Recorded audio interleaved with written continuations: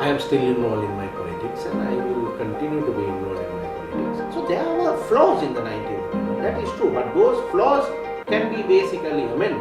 Well, I think it's a tussle between brothers, no, don't you think? Hello and welcome to Colombo Gazette. Today we have with us former monitoring MP of the Foreign Ministry, Mr. Sajjanwar Gunawardena.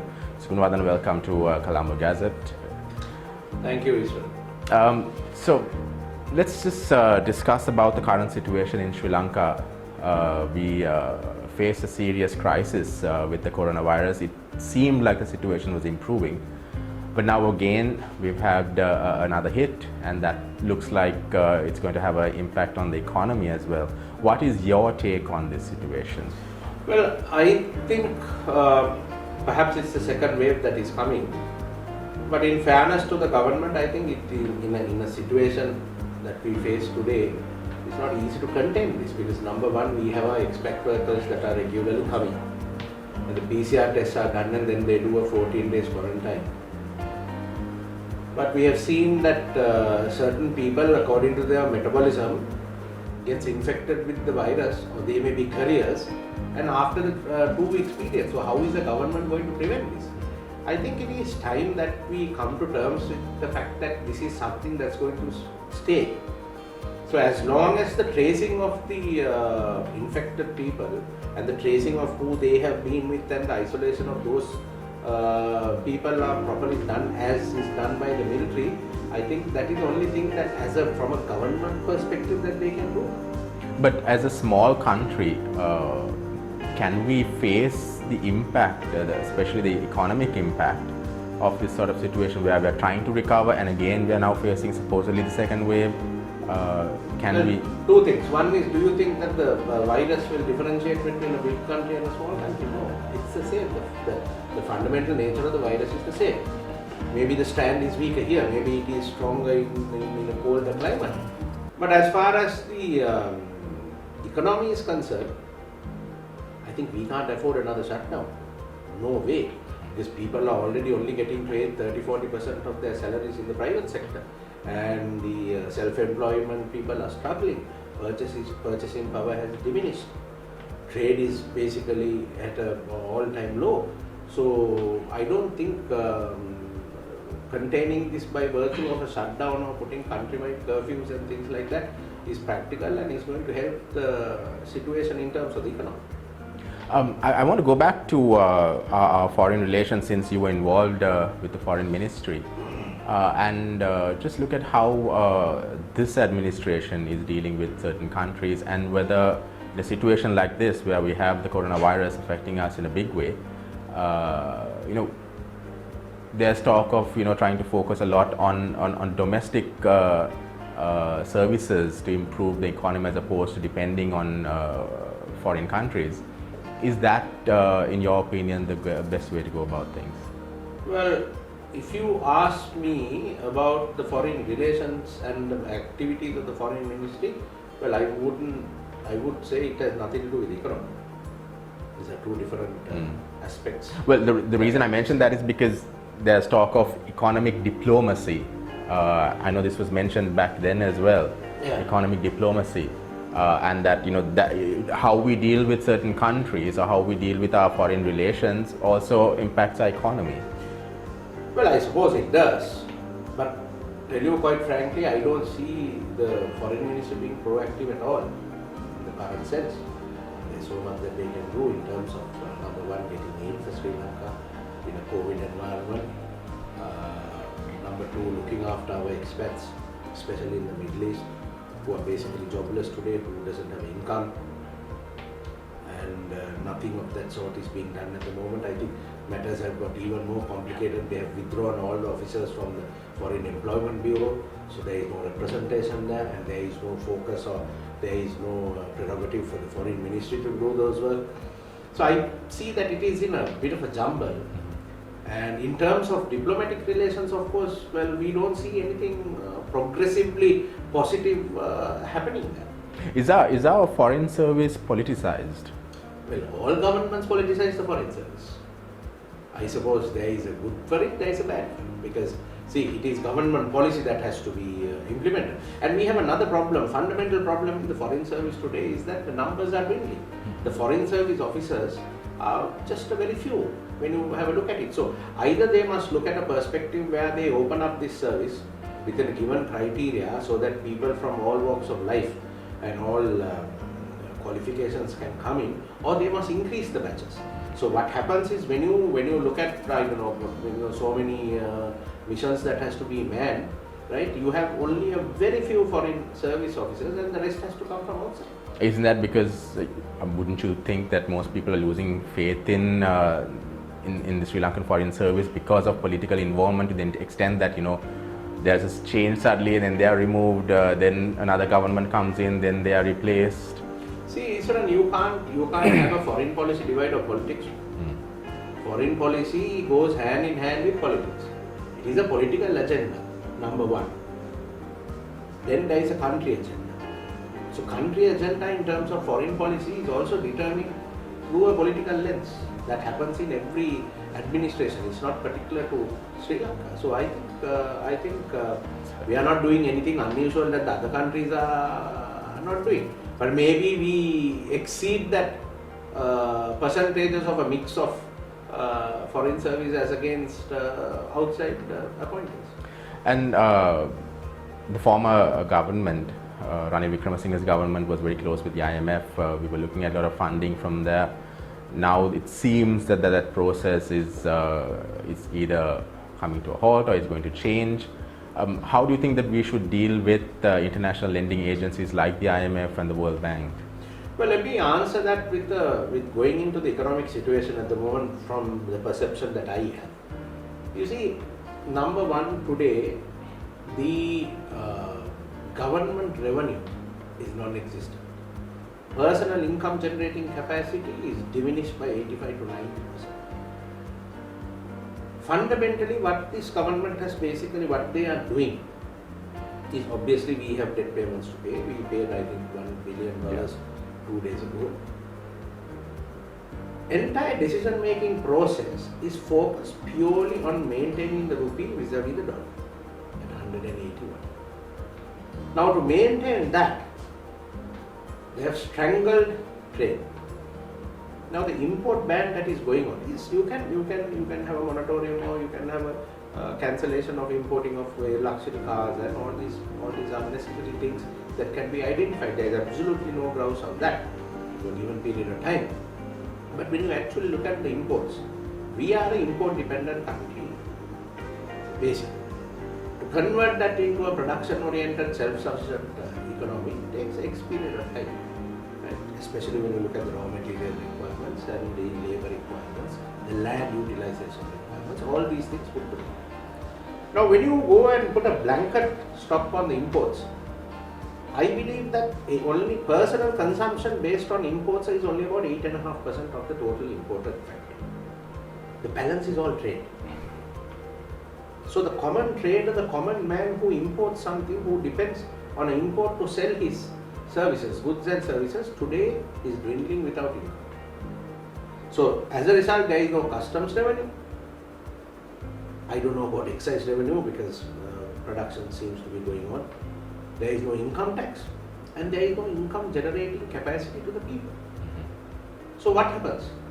If you don't have income, how are you going to solve the rest? First you have to establish your revenue factor. So what I believe is that this dollar issue as against the rupee has to be looked at separately. That is where institutions like IMF comes in. IMF may put conditions, IMF may want restructuring, all that is fine. Those are things that you have to sit across the table and then thrash it out and see what's best for our economy. But at least I believe that, now for example, during the time when I was in government, at that time I remember the then governor of the central bank, now I should call him Honorable Niwat Kabra, my friend. I mean, he handled the economy fantastically well from the central bank. We had about $7.5 billion in foreign exchange reserves, of which I think about 60-70% was borrowed. Yes, but what happened was that money was borrowed every quarter, every biannually, maybe $500 million is pumped into the market. So that sustains the rupee against the dollar. But didn't doesn't that borrowing also put us into a crisis? I'm coming to that. You see, but what happens in a circumstances of that nature, you need a separate, independent solution for the dollar problem. If you go to strangle the economy and cut off all trade and expect a problem to be solved, I don't think we will reach the solution that is required. And the economy will be stagnant. Where is the growth potential? Okay, they say that production, local production will start, which is good. But to do local production, if you take agri economy, you have to have commercial agriculture. You can't have 10 perch plots of agricultural produce solving our national production problem. What about exports? So then they must come with a policy where land is given. And banks must be liquid in terms of giving the assistance that is required. But instead of having all that, you strangle the economy with the avenues of revenue. Right? The government doesn't have revenue, the individual doesn't have revenue. Right? The dollar will be constant, yes. Now take for example, the best example, the tire industry. There are no tires in the market. And Seat and Calgary tires and all these people can't meet the demand. Spare parts. Yeah. So what I am saying is very simple. Yes, you can contain the economy. You can bring in controls. You can bring in prohibitions, but not a blank control. Right. Production oriented, trade oriented must be permitted, and a different solution has to be found for the dollar. They must go out and borrow. There is no other solution. You need about $10 billion to contain this depreciation of the rupee within the next 15 to 16 months. Now, once you do that, now for example, if you borrow about $10 billion, right, and put it into our foreign exchange reserves, liberalize the economy, let trade come, let FDIs come. Now what has happened? We have gone down by 2 notches on our ratings. Why? Because the repayment capacity is becoming non-existent. Why? There is no revenue. So it's a cycle. If you stop the cycle from one place, then you have a cascading effect that strangles your economy. Very simple. So you are quite correct in asking me the question, shouldn't we engage with the IMF? Yes, we should engage with them. But perhaps not on their terms. But a process must be started and looked at solving these problems compartmentalized, independently. And I was going to come to the ratings as well, with Moody's downgrading our economy and also downgrading 3 major banks as well. How would that affect us when it comes to investments and maybe even the banks involved? Yeah, so it's obviously negative for Israel. Right? Now our borrowing capacity is diminished. Now if you would have seen, I think there were 2 cycles of treasury bills that was presented and unsubscribed. First time in the history of Sri Lanka. First time in the history of Sri Lanka. TVs. Right? And I saw Minister Cabral has brought in a policy where on the bonds where they will even guarantee on the exchange loss if ever there is exchange loss in terms of sovereign bonds investments. But still there is no appetite. Why? Because of the ratings. So you can't ignore that and expect FDIs or investors to come in. Then also the liquid capacity of the financial institutions. We all know that the Treasury borrows from the 2 state institutions, the 2 banks, right? So obviously these negative ratings are going to affect their reborrowing capacities, right? They are already exposed to the hill. Their balance sheets will go into the red. And how are you going to fix that? Capital. Where are you going to find the capital? Could we have strengthened, at least made an effort to strengthen the rupee if we looked at some of the offers that came our way from the US by way of the MCC agreement and maybe other funding from the West? See, there is fundamentally no funding from the West that comes. We must be candid on that. No, MCC is not a tool to fix the economy. MCC is something that would help certain given sectors. Identified sectors in coming into terms with new technology and new development and to make use of that. But $400 million coming in on the MCC is like a drop in the ocean, right? And it is not an economic fixer. What we need is actually to stabilize the economy. Now, to stabilize the economy, if you don't infuse capital, there is no way you can do that. Right? And as I said, I'm repeating myself. By stopping the imports totally, you're only strangling the economy. Ideally, you should go out, borrow, that is what is required to sustain the rupee at 180 or 200 or whatever. And then look at liberalizing the economy further in terms of getting capital. And also these currency swaps. That's a good thing. We can do currency swaps with India, we can do currency swaps with Pakistan, we can do with China. These three aspects, because these three countries will cater to everything that we need, that we don't have in Sri Lanka. Right? And then we can sustain the dollar to a certain extent. Rupee to the dollar. Pakistan, we can go and buy all our essential food items. Right? I mean, if we need the rice, if we need the potatoes, if we need the onions, right? Because there is a shortfall. Though we say we are producing, it takes time. Now, turmeric is a perfect example. Right? Now, turmeric, I have seen on media, the police and all these people are catching turmeric as well as the same proficiency and efficiency as they do with drugs. Right? But what a joke this is. Right? So you have to look at the short term and the medium term. A long term solution without a medium term solution or a short term solution is not going to work. Yeah. Is the short-term solution, in your opinion, just targeting, the masses? I mean, the ordinary man on the street seems to be happy that, we are stopping imports and, the farmer, his industry is improving, the village man, his business is improving, so they seem to be happy. No, so that's what I said, there's absolutely no issue there. Provided that production can yield the required quantities that the economy needs, there's absolutely no problem. Right? But that has to be quantified properly. You can't have scarcities. Now, in the interim period, now if you take turmeric, it takes 6 to 7 to 8 months for the harvest. Okay, you get X amount of harvest. Right? But is that harvest going to cater to the entire requirement of the country? No. Then what's going to happen the next 6 months? Same situation. So that is why we say, put tariffs. If you now, for example, if somebody wants to import turmeric, if somebody wants to buy turmeric, if it's imported, put a tariff, make it expensive, right? In the medium term, in the short term, until your harvest is adequate to cover the entire country. So you can't have a long-term policy without catering to the short-term requirement. The other issue is development of the country. I mean, this was a factor when the former regime in 2015 was in office as well. They were accused of being rather slow on development, whereas they were like, look, we are trying to pay off debts, so it takes time. Whereas this government, when they came in at least, they promised to continue with the development process. I mean, how does development go hand in hand with an economy which is unstable? Well, I think fundamentally that is a correct decision because you need public finance.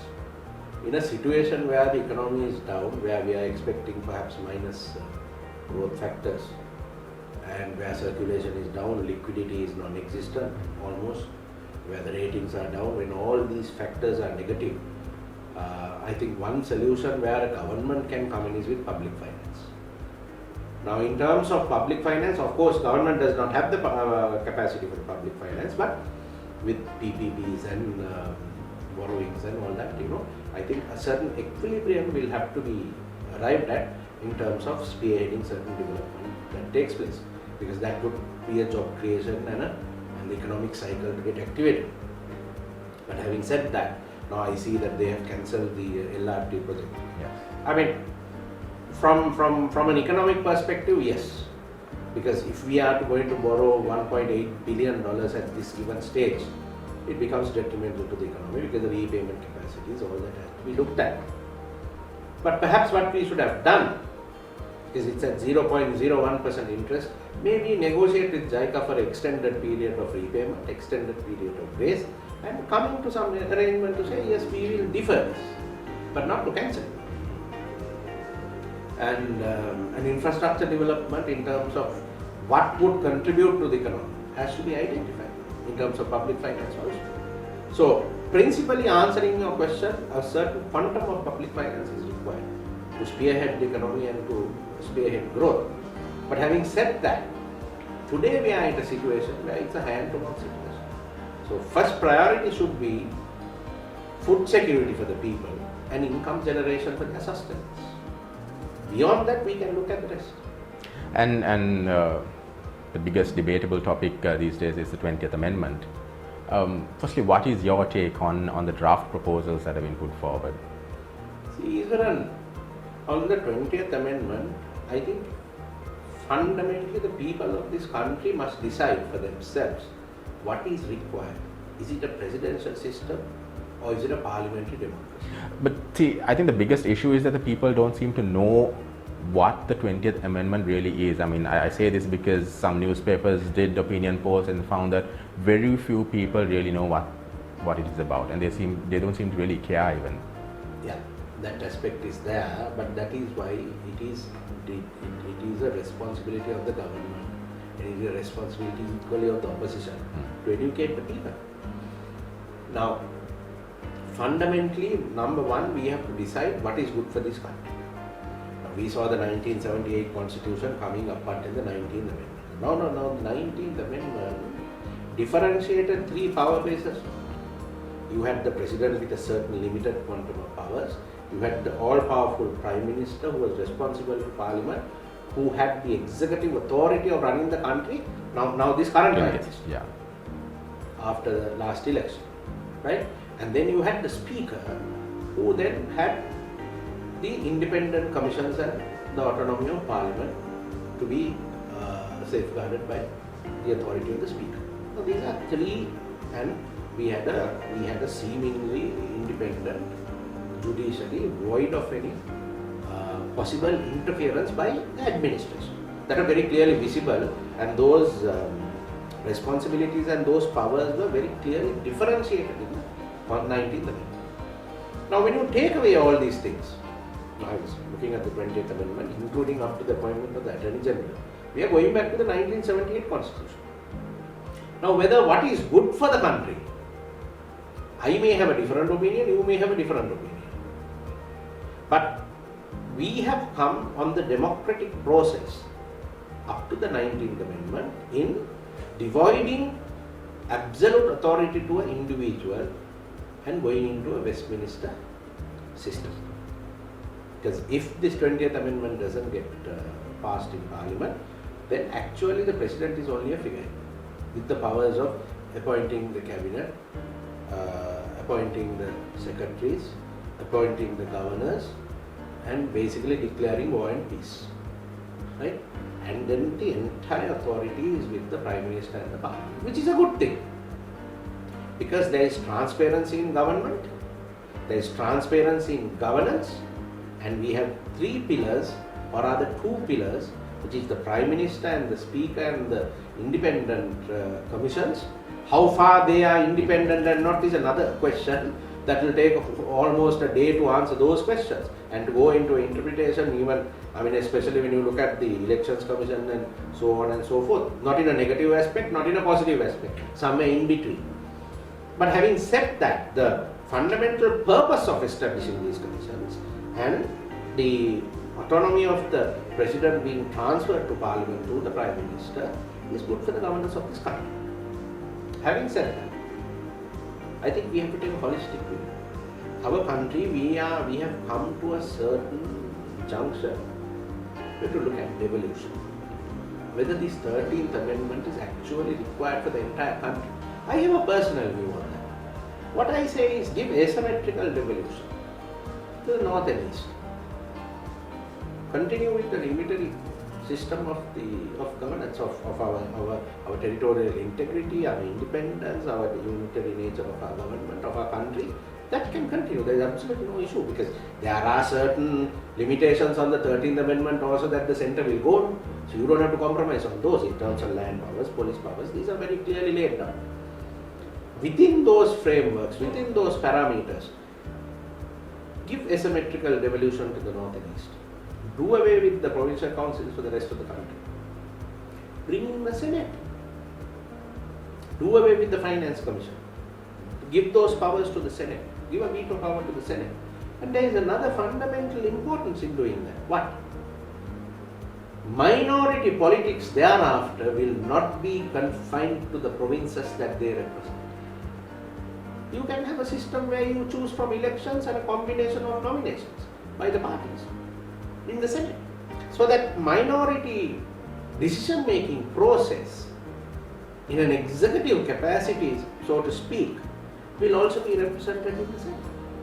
So, from my mind, if you have a president who is like an Indian model president, with certain powers given, the checks and balances of the country to be with the president, and you have an all-powerful executive prime minister answerable to parliament, which will govern through transparency of the democracy that is instilled from parliament, and you have a Senate, which is a combination of all communities being represented with certain authority in vetoing parliamentary bills, right?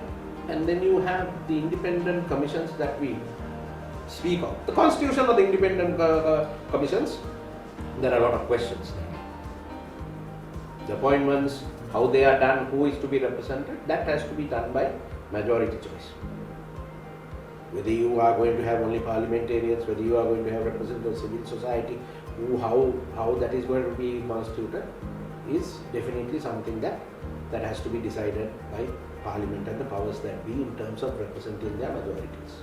But when you look at this holistic view of giving asymmetrical devolution to the north and east, having a Senate, do away with the Finance Commission, give those powers, veto power of parliament, ceremonial president with certain powers, prime minister accountable to parliament, right? I think we will solve this problem.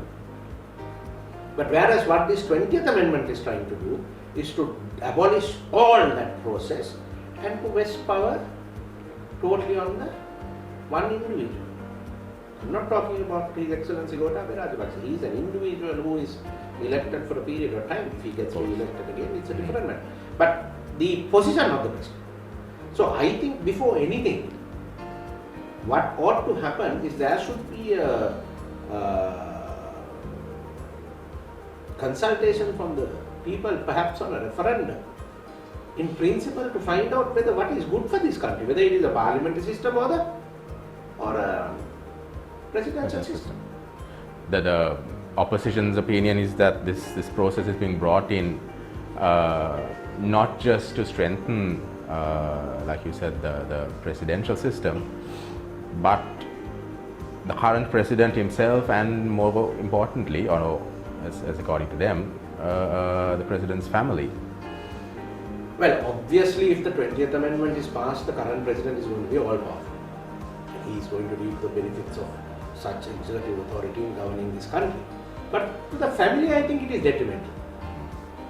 I believe to the family it is detrimental because that executive nature of that authority that is going to be vested from this 20th Amendment is perhaps in the future, in the immediate future, if it is passed and implemented, will have huge issues in governance. And do we need to be looking at the 20th Amendment or any sort of amendment right now when there's also talk of a completely new constitution? Well, I think it's a tussle between brothers, no? Don't you think? I don't know. You know them really well. Let us say it's like this. Maybe it's a tussle between the Prime Minister and the President. The President needs to be effective. The President got a mandate. So the President perhaps is feeling incapacitated in delivering what he promised. Whereas the Prime Minister wants to hold on to his power. He has a generation that he's looking at ahead.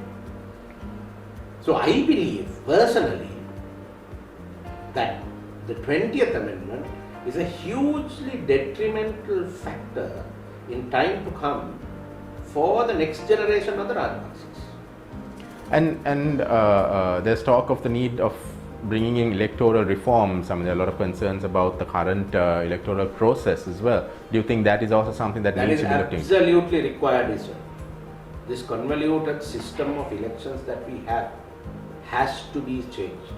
We have to go back to either the first past the post system or a combination of both, where there is an individual who is elected, who is responsible for elected. That has to happen. We are all for it. I don't think there is you see, I mean, when you look at history, when I was in government at that time, most of the seniors don't like this. Because then they are responsible for one area, and when a new chap comes and does well, they stand threatened. But I think that is the spirit of democracy. Right? This system of going all over the district and asking for votes and not them being responsible for anything must change. There must be accountability, there must be geographical accountability, right? And actual true sense of development can only take place when you have a segregated area saying this is your area. If you have a district where you have no responsibility, how are you going to develop those areas? So I think that is a must, it has to happen. And finally, what does the future hold for Sajin Vas? Well, I don't dwell on the future much. I am a man who believes in fate and destiny. And I take up any challenge that I am facing. I believe a lot. I have done no wrong. I can tell that very clearly. I think most of the people by now know that what was published those days and things that was happening was purely a political drama. And I was the main victim of that drama. Future, I am still involved in my politics and I will continue to be involved in my politics. Winning an election and losing an election is not politics. There is a myth in this country. There is a thought process saying that if you are in politics, you have to always win. That is not correct. There is far greater role as a politician, as a person who works for society, as a person who is involved in politics, that you can achieve with the objectives that you have. Winning an election, losing an election are two different things. I mean, I wrote a letter to the Elections Commissioner right after the election because Galle district, it's unexplainable and I have still not got a reply. Because they declared that by 4 o'clock 55% average people have voted in the country. So when you equate the numbers, the last hour in Galle, 125,470 votes have been cast.